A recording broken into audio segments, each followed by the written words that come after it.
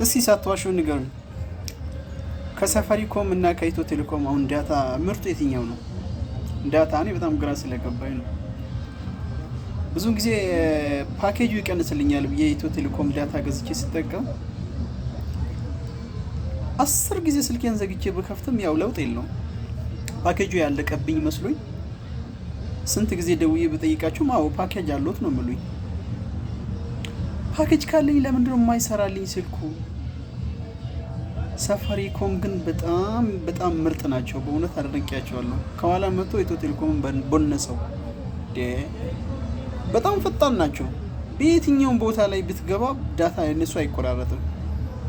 ኢትዮ ቴሌኮም ግን ኢቭን ትንሿን ነገር ገንዘብ ለማስተላለፍ እንኳን ስልክን 10 ዘግተህ መክፈት አለብህ። ወዴት እየሄዳችሁ ነው? በዛ ላይ ያለ ፈቃዳችን ገንዘብ እየተወሰደ አንሊሚትድ ብለን ምን ሞላ ገንዘብ ጊዜው ሳያልቅ ማንቀራፈፉን ከተያያዛችሁት ሳፋሪ ብቻ እንጠቀም፣ ዳታውን እንተው፣ ደንበኝነታችንን ቀንሶ ወይስ እናቋርጠው? አማራጭ አለን እኮ አሁን።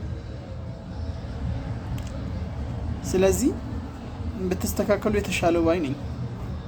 በእውነት እኔ በጣም አስጠልቶኛል።